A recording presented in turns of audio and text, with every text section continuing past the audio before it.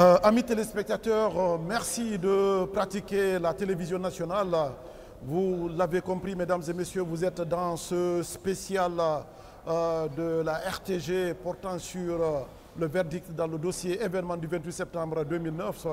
Vous avez vu effectivement que le ministère public, Thierno Younoussa, avait requis la réclusion criminelle à perpétuité pour le capitaine Moussa Dadis Camara et autres, et puis 15 ans de prison pour Aboubacar Sidiki Diakité du Toumba. Mais il y a que le président est passé outre parce qu'il a reconnu, n'est-ce pas, Aboubacar Sidiki Diakité du Toumba, Dadis et Tiegro, n'est-ce pas, dans les liens de la culpabilité de crimes contre l'humanité, mais il les a condamnés, n'est-ce pas, les deux premiers à 20 ans de prison, et Toumba, justement, qui a eu des circonstances atténuantes, a écopé de 10 ans de prison. Tout cela, mesdames et messieurs, sous le regard, n'est-ce pas, attentif de l'opinion nationale et internationale, parce que je l'ai dit, que la Guinée a polarisé l'attention, n'est-ce pas, du monde entier en ce qui concerne ce verdict, et on a vu la forte mobilisation de la presse nationale et internationale. Tout le mérite revient fondamentalement au président de la République, Mamadi Doumbouya, qui avait parié de faire de la Guinée, de la justice, la boussole, n'est-ce pas, qui allait désormais guider tous les citoyens. En tout cas, au terme de 2 ans de débat d'affilée, 2 ans justement de débat sans interruption, 2 ans de contradiction, 2 ans d'affrontement, 2 ans de confrontation judiciaire. Tout s'est passé ici dans les conditions les meilleures ici au palais de justice de Conakry. La Guinée, comme je l'ai dit, a été la capitale mondiale de la justice pour cette période, et je pense que tout le mérite revient à la justice guinéenne qui a su affirmer et afficher, n'est-ce pas, la souveraineté guinéenne, parce que le gouvernement a financé par le budget national tout ce procès, et tout cela, mesdames et messieurs, concourt à donner du haut et, n'est-ce pas, du tonus au branding de Guinée, n'est-ce pas, que nous sommes en train de porter. C'est pour ça que maintenant nous recevons en exclusivité, toujours dans ce plateau spécial, le ministre de la Justice, garde des Sceaux, ministre de la Justice et des Droits de l'Homme, Yaya Kieraba Kaba.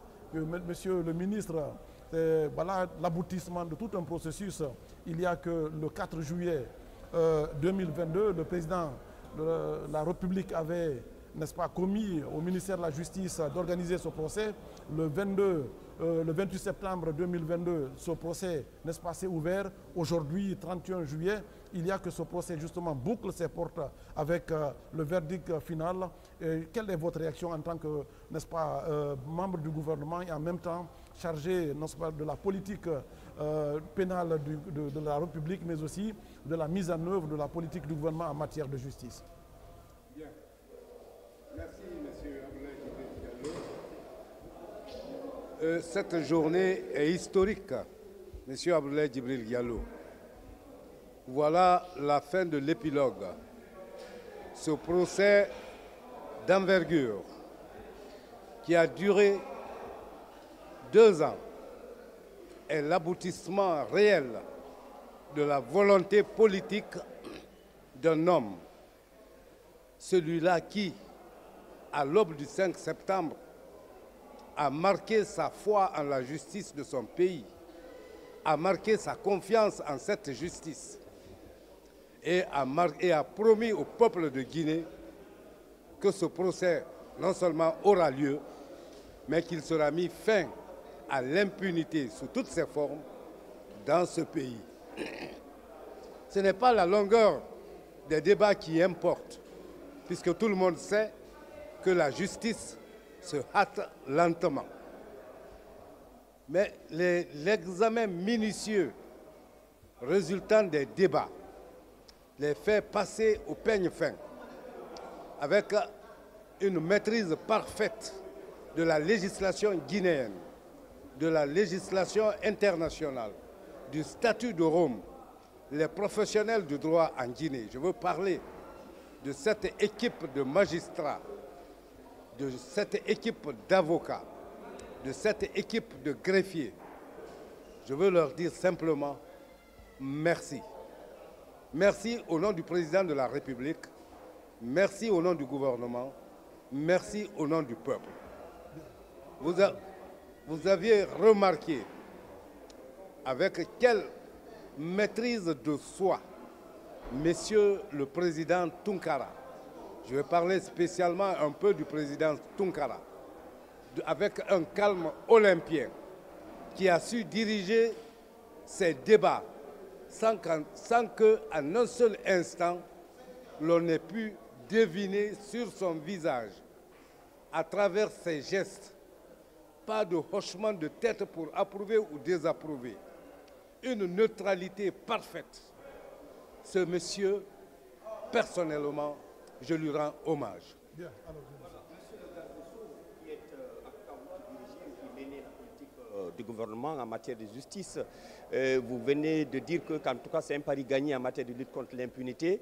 Et quel sera peut-être, vous avez certainement un message particulier à donner dans le cadre, en tout cas prochainement, de réprimer toute infraction à caractère criminel. Monsieur Diallo, c'est une victoire d'abord du peuple de Guinée. C'est une victoire du gouvernement guinéen avec à sa tête le général de corps d'armée. Une victoire dans ce sens que la tenue de ce procès était au départ très douteuse. L'on ne croyait pas à la capacité, premièrement, des professionnels guinéens de tenir et mener à bon port ce procès. L'on ne croyait pas à la volonté politique des dirigeants guinéens. Oui, si pendant 13 années, ce procès est resté dans l'ombre, aucune volonté politique n'a été marquée, accompagnée par des doutes, accompagnée par des atermoiements.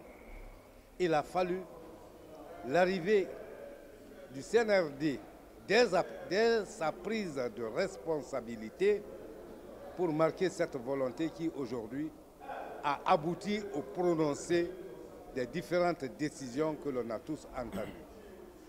Ce que j'ai à dire, je veux d'abord que la population guinéenne sache que sa justice revêt un nouveau visage. Un visage humain, mais un visage ferme, un visage contre l'impunité sous toutes ses formes dans ce pays. Personne, et je le dis avec insistance, n'est au-dessus de la loi et ne sera au-dessus de la loi. Elle sera appliquée erga omnes, c'est-à-dire à l'égard de tout le monde. Bien. J'en appelle, pour terminer sur cette question, à la paix dans ce pays. Cette décision est une décision qui doit réconcilier, qui doit rassembler, parce que le droit a été dit, il a été dit avec les formes et le langage qu'il faut. Effectivement, monsieur le ministre, comme vous l'avez dit, il y a que ce procès, n'est-ce pas, a démarré ici après 13 ans d'hésitation, 13 ans d'errement, cela est constant. Mais pendant cette période que nous avons vue et vécue ici, le procès s'est tenu sous le prisme justement de la volonté politique, comme vous l'avez dit, de lutter contre l'impunité, de lutter contre l'injustice, de restaurer justement les valeurs de la République à travers, n'est-ce pas, ce procès. Il y a que des surprises, n'est-ce pas, ont marqué ce procès. Il se trouve que ce sont des magistrats guinéens formés dans les écoles guinéennes, n'est-ce pas, qui ont porté ce procès et également qui ont montré à la face du monde que la Guinée peut se substituer à la CPI, la Cour pénale internationale, pour, n'est-ce pas, porter un procès d'envergure que d'ailleurs la presse internationale a qualifié de procès du siècle, comme je le disais. Et je pense aujourd'hui que tout l'honneur revient à la Guinée dans son ensemble, qui, unie autour des valeurs, a voulu restaurer une réalité. Vous savez que le 28 septembre 1958, la Guinée avait sonné le glas de l'ère coloniale en mettant l'accent sur l'ère des indépendances. D'ailleurs, c'est la Guinée qui a ouvert grandement les portes de ces indépendances. Mais le 28 septembre 2009, cette image forte de la Guinée a été souillée. Aujourd'hui, avec justement, au terme de ce processus, est-ce que vous pensez que le branding guinéen se porte encore mieux? Parfaitement bien. Monsieur Djibril, comme tout procès, il y a des surprises, il y a des inattendus. Pour vous en convaincre, je vais vous donner une image toute simple. Prenez un biscuit, essayez de le partager équitablement entre deux enfants. Quelle que soit votre adresse, vous ne saurez pas à quel endroit le biscuit sera brisé. C'est cette image que je vous donne en ce qui concerne le procès. Par rapport aux 10 procès, la fierté guinéenne ne date pas d'aujourd'hui. L'engagement du peuple de Guinée est historiquement reconnu en Afrique. Ce procès a eu le mérite de mettre en valeur des hommes compétents, des magistrats de haut niveau, des avocats de haut niveau, une presse qualifiée que vous représentez. Il est également un symbole de victoire de l'ensemble du peuple de Guinée, de victoire pour le premier responsable de ce pays, le général Mamadi Doumbouya. Encore une fois, s'il y a quelque chose, une leçon à retenir de ce procès, c'est la capacité du peuple de Guinée à relever tous les défis. Cette capacité à relever tous les défis ne date pas d'aujourd'hui. Ce peuple en a administré l'exemple.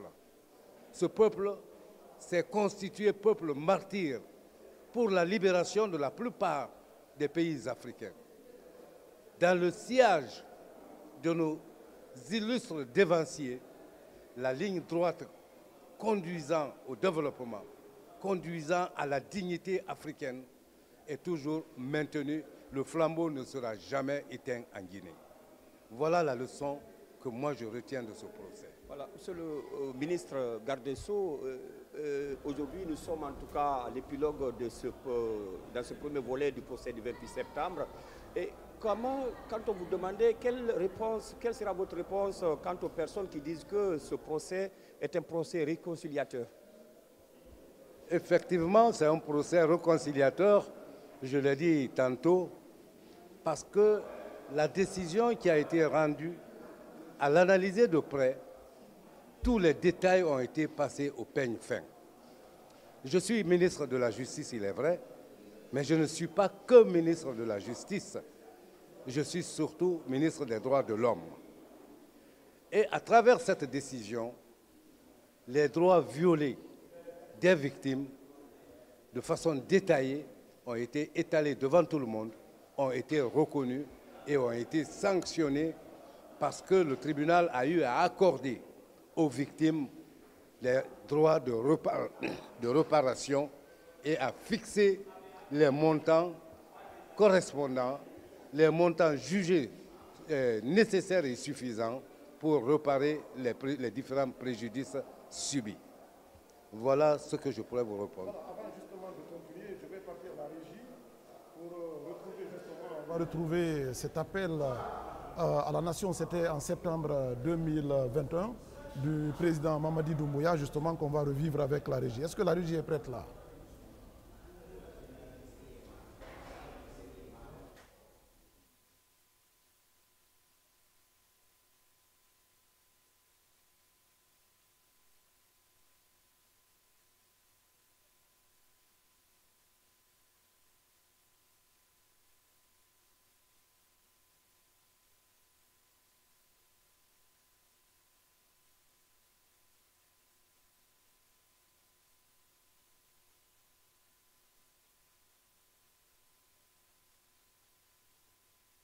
Voir ces images justement que nous attendons.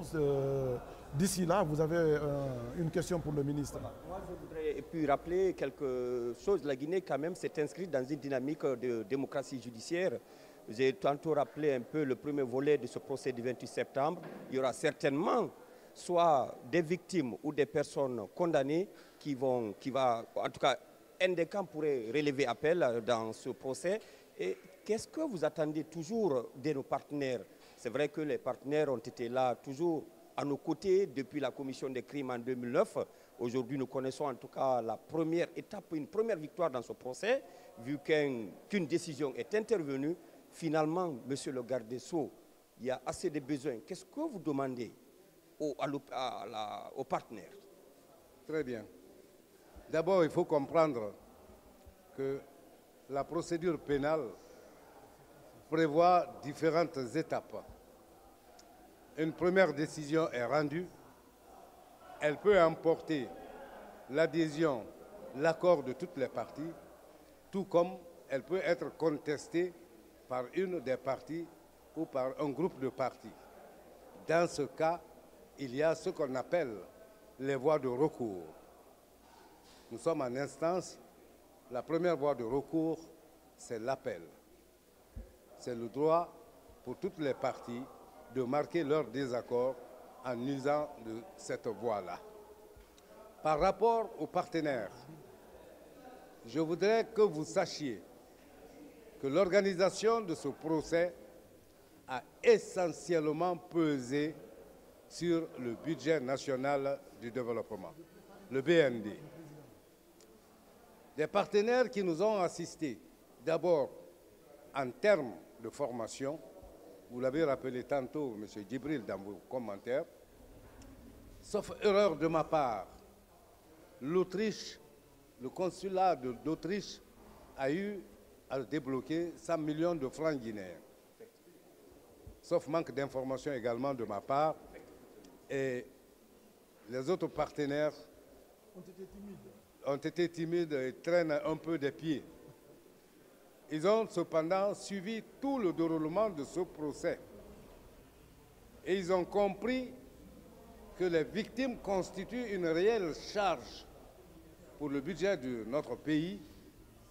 Certainement, et je le souhaite, je m'y attends, que nos différents partenaires presseront maintenant les pas vers nous pour que force reste à la loi, pour que la décision soit exécutée, non seulement dans sa partie action publique, mais également dans sa partie action civile. Voilà le message et l'espoir que j'ai par rapport à nos partenaires qui nous ont toujours assistés et qui vont toujours nous assister. C'est encore un moment crucial pour que cette assistance vienne nous aider à passer ce cap. Voilà, Monsieur le ministre, donc on va devoir vous quitter. D'ici là, est-ce que vous avez un appel à lancer au peuple de Guinée, aux populations guinéennes par rapport, n'est-ce pas, à l'exercice et à la pratique judiciaire dans notre pays? Oui, j'ai parfaitement un dernier message en direction de la population. D'abord, j'appelle à la population à avoir confiance en sa justice, à s'approcher de sa justice, à accepter les décisions de justice qui seront rendues et à accepter qu'elles soient exécutées. L'on reproche à la justice sa lenteur.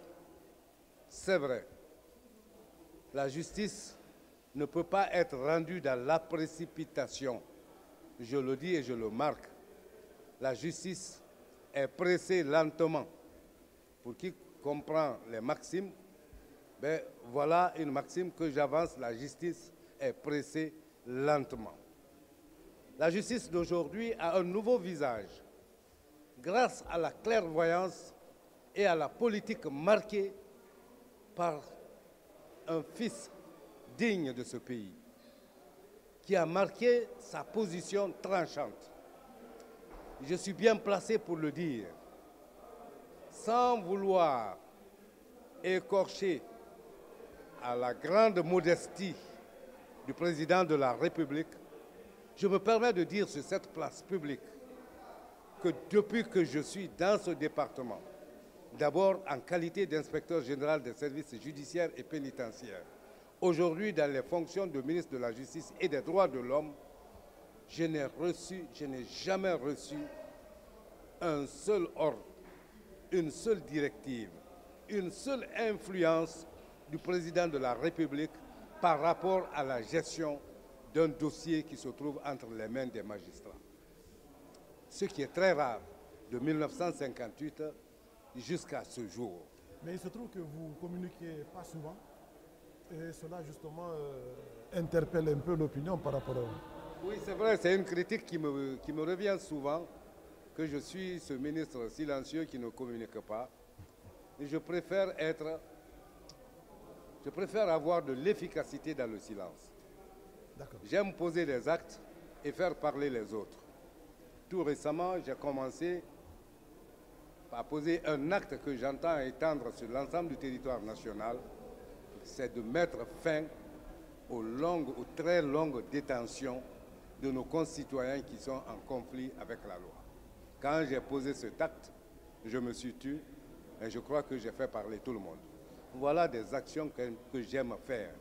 Je ne viendrai pas pour le populisme, pour la publicité, pour mettre ma personne en valeur.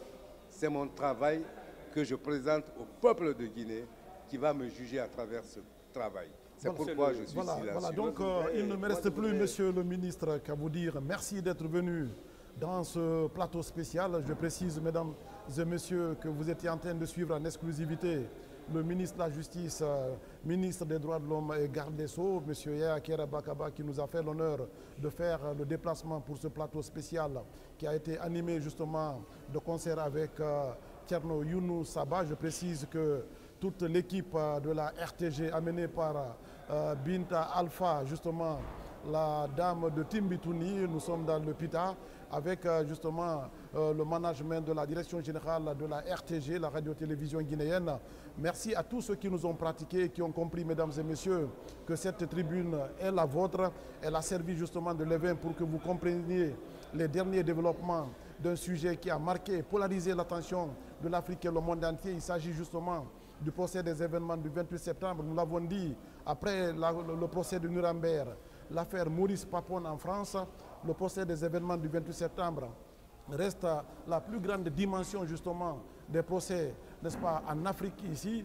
En tout cas, c'est quand même la convenance internationale qui a amené la presse internationale a regardé de près ce procès et les partenaires économiques et financiers, n'est-ce pas? En tout cas, aujourd'hui, nous l'avons compris que tous les projecteurs étaient braqués sur la Guinée parce que la Guinée vient de donner une leçon encore, tout comme en 1958, mesdames et messieurs, que la Guinée marque sa souveraineté judiciaire cette fois-ci en mettant en exergue des cadres guinéens, des cadres compétents guinéens. Tout ça s'inscrit dans la dynamique de promouvoir le branding guinéen. Amis téléspectateurs, il ne me reste plus qu'à vous dire merci de nous avoir pratiqués, que vous soyez à Konkola dans le Labé ou bien à Punchou ou à Manfran dans Kissidougou, en passant par Bokeh, à Washington, aux États-Unis, un peu partout. Merci de nous avoir pratiqués. Ce plateau a été signé Abdoulaye Djibril Diallo et on se reprendra pour d'autres pans de ce procès qui alimente la chronique en Guinée, en Afrique et dans le reste du monde.